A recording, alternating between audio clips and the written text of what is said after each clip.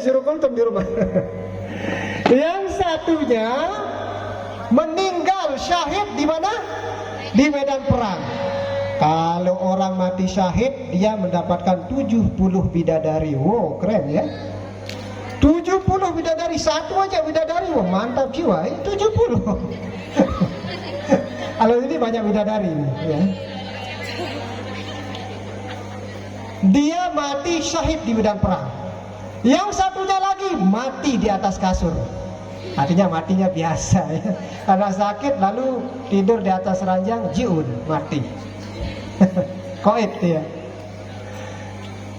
Kemudian seorang yang soleh bermimpi terhadap nasib kedua orang ini setelah kematiannya di alam barzakh, di alam akhirat sana.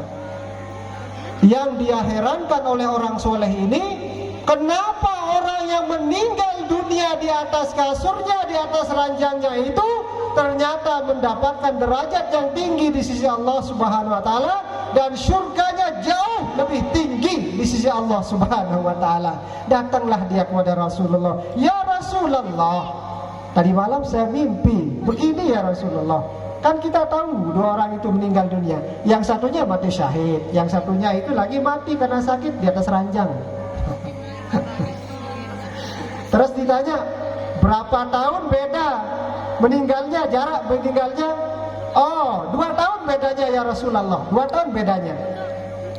Lalu Rasulullah SAW menjawab, "Kamu tahu?" katanya, "Yang mati syahid itu, yang mati di atas ranjang tadi itu, dia hidup 2 tahun terakhir di bulan Ramadan, lalu dia mengisi Ramadan itu full ibadah, full taraweh, full dengan kegiatan-kegiatan amalan Ramadan, sehingga dia mendapatkan derajat yang lebih tinggi dibandingkan orang yang mati syahid." Allahu Akbar.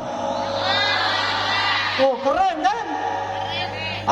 Makanya jangan males kalau sedang berada di bulan Ramadan. Ini adalah bulan yang sangat baik, bulan yang sangat mulia.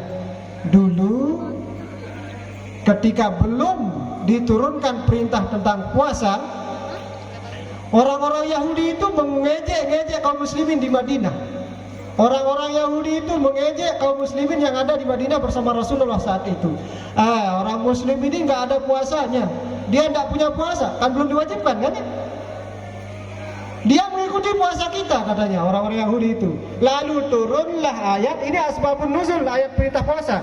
"Ya ayyuhalladzina amanu kutiba alaikumus syiyam kama kutiba alal ladzina min qablikum la'allakum tattaqun." Ini asbabun nuzulnya. Karena orang Yahudi mengejek, mengolok-olok orang Islam di Madinah waktu itu, turunlah ayat perintah puasa. "Hai orang-orang yang beriman, diwajibkan puasa bagimu." Sebagaimana orang-orang dulu juga berpuasa dengan cara-cara tertentu. Ya, di Taurat, Injil ada, selama belum dirubah perintah itu, isi dan intinya ya. Kata Rasulullah, saat mengetahui perintah puasa ini, Rasulullah kabarkan berita gembira kepada kaum muslimin waktu itu. "Atakum syahrun azim." Kaum muslimin, sudah datang di hadapan kalian ini bulan yang agung. Lalu di antara hadis yang pertama beliau sampaikan adalah "As-syamu junnatun." "As-syamu junnatun." Lanjutannya, "Fala tarfus, fala yajhal, fa in imru'un qatalahu aw syatamahu falyakul inni sha'im marratain." Sampai akhir hadis. Di akhir hadis itu nanti "As-syamu li wa ana ajzi bihi," sebelum akhirnya. Kata Rasulullah, puasa kita ini spesial, bukan seperti puasanya orang Yahudi Nasrani. Kita ini spesial. Buktinya apa? Dia sebagai junnatun. Apa artinya junnatun? Awas, hati-hati. Kalau di pondok kita diajarkan bahasa Arab, pasti kita tahu. Ada junnatun, ada jannatun, ada jinnatun, ada ajinnatun. Siapa yang tahu perbedaannya? Ayo, siapa yang tahu? Kalau junnatun Jannatun itu artinya perisai. Kalau jannatun surga. Kalau jinnatun golongan jin. Kalau ajinnatun janin. Nah, ya. Kerennya bahasa Arab. Keren. Kalau Ustaz Hasbi tahu dah dia. Ustaz Sarjuli tahu dah dia. Biasanya saya itu tukang foto ya. Saya itu tukang foto, bukan ceramah. Besok gantian, Ustaz Juli ceramah di Putra. Saya yang foto dia. Soalnya saya suka foto. Saya itu tukang foto, bukan tukang ceramah. Ustaz Hasbi, ya. Asyamu junnatun. Kenapa dinamakan junnatun? Nah, dalam bahasa Arab, kalau ada kata kalimat yang diawali dengan jim dan nun, itu menunjukkan sesuatu itu tidak terlihat. Saya ulangi ya. Kalau kalian belajar bahasa Arab, kalau ada kata kalimat dalam bahasa Arab yang diawali dengan jim dan nun awalnya, apapun lanjutannya terserah, pasti dia menunjukkan sesuatu yang tidak terlihat. Contoh, jannatun, apa artinya? Kelihatan gak surga? Belum kelihatan. Malah ainun ra'at. Tidak ada satu mata pun yang pernah melihat dengan sesungguhnya. Gambarannya ada. Tajri min tahtihal anhar, ada. Banyak bidadari di sana. Itu gambarannya. Ya. Hurun ain dan lain sebagainya. Sekarang kalau jinnatun apa artinya? Jin kelihatan enggak? Mana ada jin kelihatan? Kalau ada mau saya selfie, mana jinnya sama selfie? Nggak ada kelihatan. Karena dia menggunakan kata jim, jim sama nun, jan.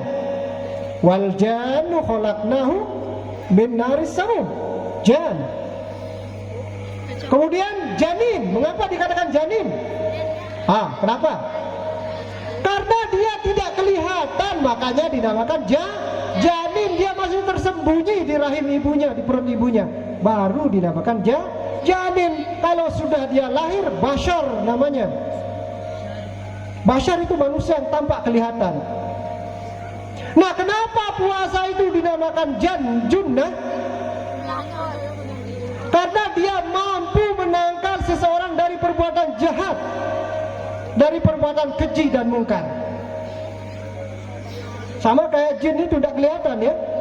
Nanti kalau ada mengatakan itu di sana ada penampakan jin, tidak ada, mana? Tidak bisa menampakkan diri.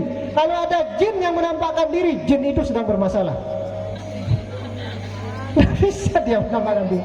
Pasti jin itu bermasalah. Dia stres itu jin itu. Tidak mungkin dia menampakkan diri. Apalagi orang mencari-cari penampakan jin, tidak mungkin dia lihat. Tapi kalau bayangan auranya mungkin ada. Ya, itu jin. Nah, kata Rasulullah, puasa ini spesial. Asyamu junnatun. Puasa ini menjadi penangkis. Jika benar puasanya, maka semua perbuatan baik tidak akan pernah dia terlintas. Semua perbuatan yang tidak baik tidak akan pernah dia lakukan. Itu jika benar puasanya. Makanya wa antasumu khairul lakum in kuntum ta'lamun. Puasalah kalian dan itu baik bagi kalian jika kamu mengetahui. Dari segi kesehatan, sumu tasihu. Ada teori autophagy. Orang yang berpuasa itu autophagy itu ditemukan, diteliti oleh profesor Jepang. Ya, autophagy namanya. Orang yang berpuasa itu sehat karena saat dia berpuasa itu sel-sel yang sehat akan memakan sel-sel yang mati pada kulit pada dirinya sehingga dia menjadi sehat. Makanya ketika berpuasa, mana ada orang gosok sendal? Ada nggak gosok sandal di sini? Nggak ada ustazah yang gosok sendal kan? Mana ustazah Ainul Lail? Iya, Riayah. Nggak ada, mana Ustaz Juwet? Nggak ada yang gosok sendal kan? Ada. Berarti dia tidak puasa. Karena puasanya itu belum mampu menjadi junnah. Iya kan? Mana ada yang main TikTok, tidak keruan-keruan. Kalau dia puasa, kalau ada berarti dia tidak puasa. Karena puasa itu fungsinya sebagai junnah. Kalau ada yang gosok sendal berarti udah sendal saya digosok di mana tadi? Berarti belum puasa sebenarnya. Kalau ada orang yang berpuasa kemudian masih fala tarfus, fala tajhal, masih berteriak-teriak, masih omong yang sia-sia, maka puasanya belum mampu menjadi junnah. Karena asyabu junnah. Nah, spesial puasa kita ini kata Rasulullah karena dia berfungsi sebagai junnah. Ingat, asyam bukan as-saum. Asyam 9 kali disebut oleh Allah dalam Al-Quran. Kalau as-saum hanya 1 kali. Siapa yang tahu bedanya? Enak sebenarnya ceramah depan santriwati, pinter-pinter soalnya kan.